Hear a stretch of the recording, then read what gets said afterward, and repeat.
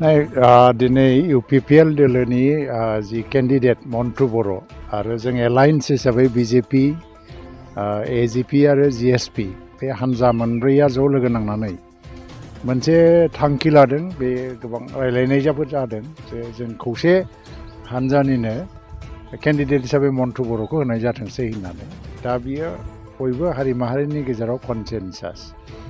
मन्टु बर'आ सासे समाज सिबियारि, दुलाराय बर' फरायसा आफादनिबो मावथिमोन आरो इउपिपिएल जोनोम जानायनि उनावहाय जोंनि बिटिआरनि चिफ प्रमद बर'नि इनचार्ज हिसाबै बिथाङा कख्लाबारि समस्तिनि जौगानायनि थाखाय गोबां खामानि मावबोबाय आरो बेखौ मानसिफ्राबो नुबोबाय जे बिथाङा निस्वार्थभाबै खामानि मावबोदों।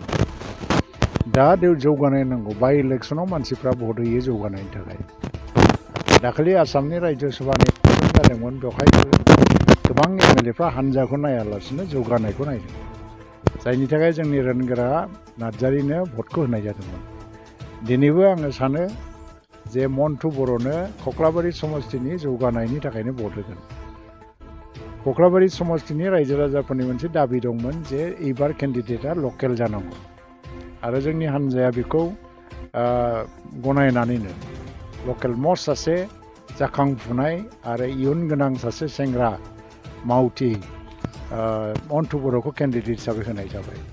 दाथ' बिटिसिआव इउपिपिएलनि दैदेननायाव बिजेपि जिएसपिनि गभर्नमेन्ट सोलिगासिनो दं आरो आसामाव बिजेपिनि दैदेननायाव इउपिपिएल जिएसपि आरो एजिपिनि गभर्नमेन्ट जिएसपि गैया, एजिपिनि गभर्नमेन्ट सोलिगासिनो दं।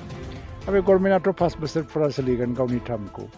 बे समाव बे ओनसोलनि रायजो राजाफ्राबो ओंखायनो खुनु मोनसे हान्जा बायदिसिनाखौ नायालासिनो ओनसोलनि जौगानायनि थाखाय भट होगोन, आं बेखौ आसा खालामो। आरो बे थांनाय बारनि जिखिनि जि भट रेकर्डमोन 23,000सो भट मोनदोंमोन प्रमद बर' बिथाङा, आरो बे सिटखौ नागारनायाव खालि जानाय जाबाय।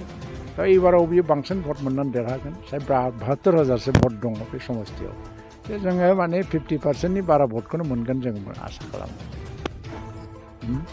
थ' बे दा काउन्सिलनिसो मेटार, दा रायज्लायनांगौनि बाथ्रा गैया। नाथाय बियो कख्लाबारि समस्तियाव दा जिहेतु सिबा बिनिफ्राय देरहालांदों, सिबा जाहैबाय, बिथांनि डिसक्रिपसनाव थाहैगोन बियो। बेनिखायनो कख्लाबारिया बोरैबा साबसिनै जौगानो हायो बिनि डिसिसनखौ बे समाव लाहैनाय जागोन। दा बुंनाया बिटिसिआवबो प्रसेसा जाबाय थादों, दासिमाव अफिसियेल प्रसेसा जाबाय थादों। नाथाय माखासे फिसा फिसौ खोथा बाहाय दङ आरो जिहेतु दा माखासे गाइडलाइनफ्राबो सोलायगासिनो दङ। बेवहाय हयथ' माखासे टेकनिकेल खोथा फैदों। बिटिसिआवबो टेट क्वालिफाइडफ्रा निजुक्ति बा एपइन्टमेन्टखौ मोनगोन, आं बेखौ दिनैहाय मोनसे आसा हिसाबै, मिजिं हिसाबै होनो हायो।